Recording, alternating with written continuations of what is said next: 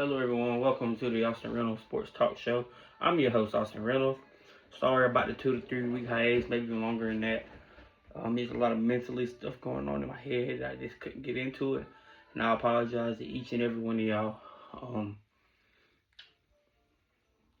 It's personal, so I'm not gonna really get into it. But I'm back. I'm trying to be more consistent. I know I've had that problem in the past.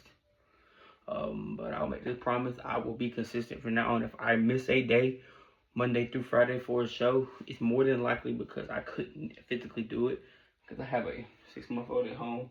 I get kids ready for school in the morning, and sometimes if I have to go to work early, it's just not going to happen.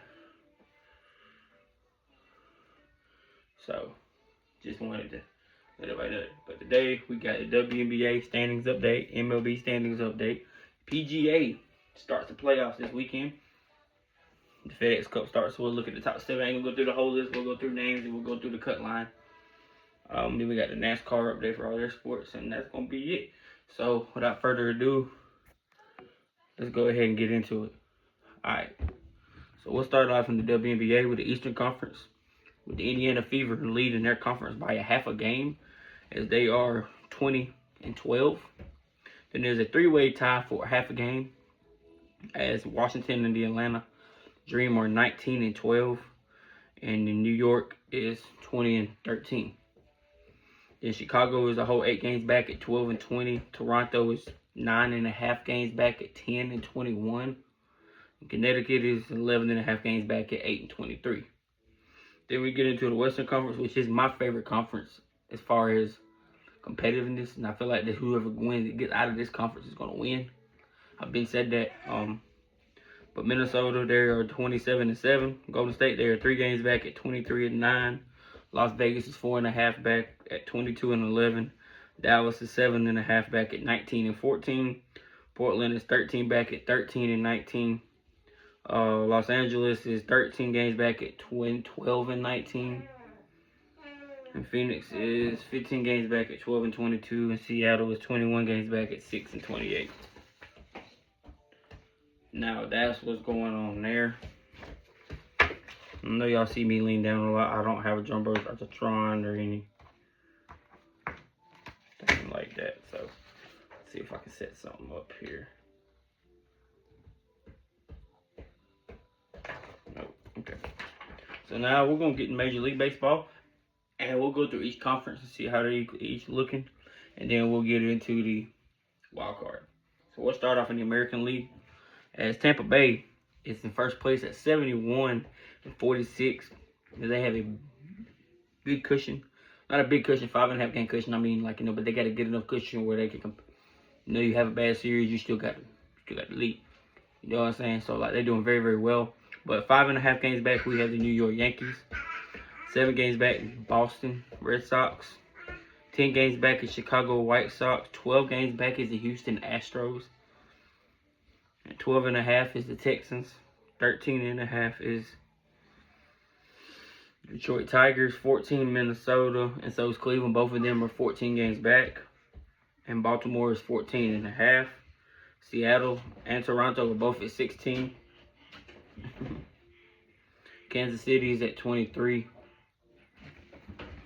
The Oakland A's are at 24.5. And the worst record in the American League is the Angels at 45-73, as they are 26 games back. Then we get to the National League. And you have the Milwaukee Brewers, as they are 74-44. They have a 3-game lead over Atlanta. Dodgers are 4 games back. Chicago Cubs are 5.5 back. Then you have a 2-way tie with the Diamondbacks and the Phillies, who are 11.5 back. Then you have San Diego at 12.5, Miami at 14.5, St. Louis at 15, Washington at 16, Pittsburgh at 17, Cincinnati Reds at 17.5, New York Mets at 22.5, and San Francisco and Colorado. San Francisco is at 25, Colorado's at 28. As Colorado is at 46-72. Then we'll get into the wild card. In the American League, as New York Yankees, they have a 7-game lead. Boston's up 5.5. And the last wild card team right now would be the Texans at 59 and 59. Then you got Detroit a game back. Minnesota, Cleveland a game and a half back. Baltimore 2 games back. Seattle and Toronto are both 13 and a half games back. And that's where I think it ends, because I think Kansas City being 10 and a half, the A's being 12, and the Angels being 14. There's none of those going to catch up, I don't think. I mean, because we're over 100 games through the season, so it's getting tough. Then in the National League, we have the Chicago Cubs. They have a 6-game lead, and there's a tie between Arizona and Philly. They're both 63 and 56. Then you have San Diego a game back. Miami 3 games back. St. Louis 3.5. Washington 4.5. Pittsburgh is at 5.5. And Cincinnati Reds is at 6. Mets iffy. They're 11. I mean, I can see if they can make a good 2-3 series run, maybe, but they're trying hard. And then San Francisco, Colorado, they're basically just eliminated. Then we get in the NASCAR. The Truck Series is not racing the last 2 or 3 weeks anyway. But we'll go ahead and look at their playoffs, as Lane Riggs has really been dominant. Caden Honeycutt's 100 points behind him in second, but he still has been one of the most dominant drivers. Then you got, and they only have like 2 races left to the chase, I think. Yeah, they have 2 races left. O'Reilly's has 1, and the Cup still has like 3. But then you got Chandler Smith in 3rd, Christian Eckes in 4th, Gio in 5th, Todd Majeski 6th, Ben Rhodes 7th, Grant Fingers 8th, Daniel Hemrick is 9th, and Stuart Friesen is 10th. And that is the drivers that would make the chase right now. Now you got drivers like Tyler Ankrum, who is like 8 points behind. Then Jake Garcia, who's like 52. Then you got a whole, sorry, not 52, 28-7. And then you got Andreas and Queen and Justin Haley and Tanner Gray, who are probably out of reach, but they're still a possibility, because I mean, you got 2 races. You finish top 3 2 races, but I don't see them people doing it. So really, I think it's gonna come down between maybe Tyler Ankrum and Jake Garcia battling with the top 10 to get to the chase. But that's it. And then in the Xfinity Series, there's Carson Quavo. He has won his last 2 races. He won at Indy and at Iowa this weekend. And it still doesn't matter. Justin Allgaier is in first place, has a 238-point lead. And I know you get to the chase, the points change a little bit. You know, they set it up how they're going to set it up. But right now, I think this is the guy to win the championship. It's the same thing as, God,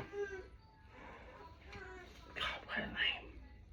Lane Riggs. There are 2 drivers in their series that they could probably, if they just race clean races, they're probably going to win the championship this year. But then you got Carson Quavo, Sheldon Creed, Jesse Love, Corey Day, Brandon Jones, Austin Hill, Sammy Smith, Parker Rezoff, Sam Mayer, William Solowitz. So I can't even say his last name. And Brent Cruz. It's the teams that would technically be in the chase right now. But then you got Taylor Gray, who is a point out. Like literally, he is a point out from making the chase. And then you got Roger Caruso, who's my favorite driver in the O'Reilly series. He's 15 points out. But then it just gets to a high number, and I think that's it. So Ryan Sieg, he's like 80-something points out, which is still, they can still do it, man. It's still possible. Well, no, I'm sorry. They eliminated. That's elimination. I'm sorry. You can't do nothing with that. I apologize. You can't do nothing with that. I looked at that wrong. I did the math wrong. Hey, mama. Hey, baby. Then we got the Cup Series with Denny Hamlin still, even though he had not a great race this past weekend. I mean, like for Denny Hamlin standards this year, like top 3, it seems to feel like he still had a very good day, even though he had bad brakes and they wouldn't let him change his brake pad. So tough day, and he made it out to be a good day. That's what champions do, and this is what Denny's been doing all year. And anybody that's watched racing and been watching it for 20 plus years, you see this is one driver that deserves a championship, that's gotten into the wrong beef at the wrong times, that's gotten into the wrong situations at the wrong time, or just bad calls, or just bad luck. And this is a driver, to be all honesty with you, I hope he wins the championship this year. And I'm not a big Denny Hamlin fan. Anybody that knows me knows I'm a huge Kyle Busch fan, and I know Denny's passing wins, but I still think Kyle Busch is a better NASCAR driver than Denny Hamlin all the time, and I'll probably never change my mind unless this dude goes out here and wins 4 in a row. Or wins 4 before he retires. But got Ty Gibbs, who just picked up his 2nd win of the year in Iowa. He's the best short track racer this year in the whole Cup Series. Then you got Ryan Blaney in third, and Tyler Reddick is now 120 points behind in fourth. But it's like compared, like that seems like, oh, he's having a good season, but his second half has been horrible. Everybody forgets this dude had like 5 wins like the first 11 races or something like that. Like I can't remember the exact numbers, but like he was like his lead was ridiculous, and he just lost it. And now he's 120 points behind. Ty Gibbs was 103, and Ryan Blaney's 110, but he just lost it. But then you got Chase Briscoe in fifth, Christopher Bell in sixth. Poor Christopher Bell, he's at 7 runner-up finishes this year without a win. He's not won in over a year. Then you got Chase Elliott 7th, Carson Hocevar 8th, Chris Buescher in 9th, Kyle Larson 10th. I'll tell you something about Kyle Larson, bro. This guy, I don't know if he feels like he just has to be a jerk on the racetrack, or if he just is one, or if he feels entitled, because that wreck should have never happened. I get you mad because you got ran up by John Hunter Nemechek, but you try to go 4 wide IO, and the result of it, there was a chain effect delay, which wasn't on you, but you should have just backed off and got behind them and stayed out the way. But because then you wrecked your teammate, who's now basically on the verge of being eliminated this week, which he's probably not going to get in anyway. But, I mean, because he had all them races that he had missed because of his illness. But it was just, to me, it was just a dumb move. It was a dumb thing to do. And we see why the man has not won a race in like 48 races. I mean, this is ridiculous. Like, I mean, you're doing stuff to yourself, man. Like, these wrecks you've had this year, the last year, are ridiculous. I don't know how you won the championship last year. But it did. You know, but it just is what it is. To me, it's just dumb. But then you got William Byron in 11th, Daniel Suarez in 12th, Joey in 13th, Bubba 14th, SVG in 15th, and Austin Cedric 16th. I know my tone changes real quick. I know. I'm sorry. But it eats me alive at that, and it eats me alive because I'm like, you see the dude, you're a 2-time champion. Most years you get 3, 4, 5 wins, almost average. You're doing this stuff to yourself. Like, you took out your teammate and you for what? You was in the pack. You was mid-pack.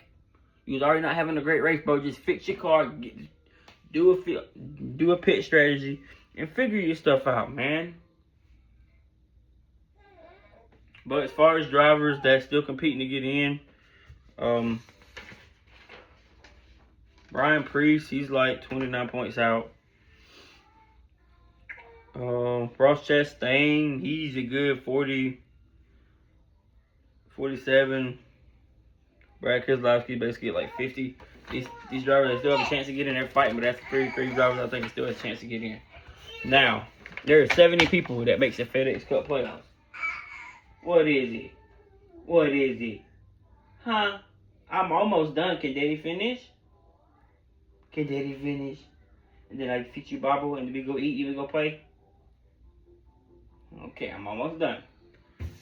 Now, we are here for the FedEx Cup playoffs now. We're in it, so we're going to get into it. We're going to see who made it. Of course, you know, the world's #1, my favorite golfer, besides Tiger Woods. Scotty Scheffler is world #1 and is #1. Then you got Matt Fitzpatrick 2nd, Cameron Young 3rd, Wyndham Clark, the U.S. Open 4th, Chris Gauderup 5th.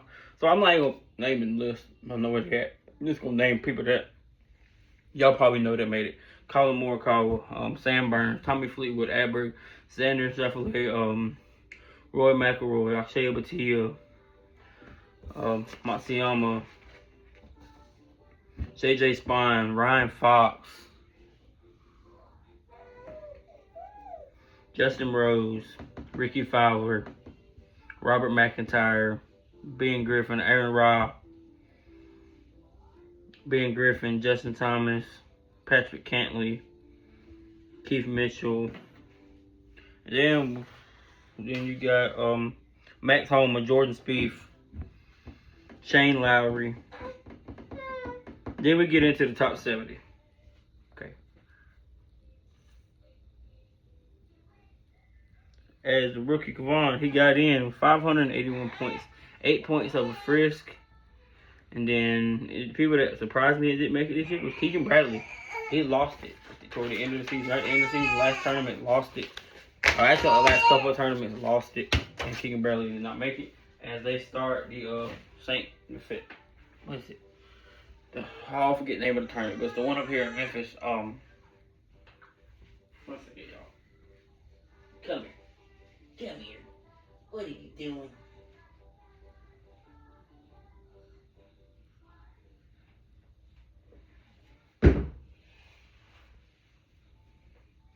Sorry, y'all. My daughter feels the need to be in everybody's business. So we here. Come on. You gonna say hey? Do you wanna say hey or you just gonna stare at the camera? Well, y'all, either way, the FedEx Cup start in the first round is the round of 70. Then I think it goes, I'm not mistaken, it goes to round of 50, then the round of 30, and the Tour Championship in Atlanta. There was a lot of rules and changes to the tour. I've not looked at them yet, but I know they was announced, so we're gonna see how that looks.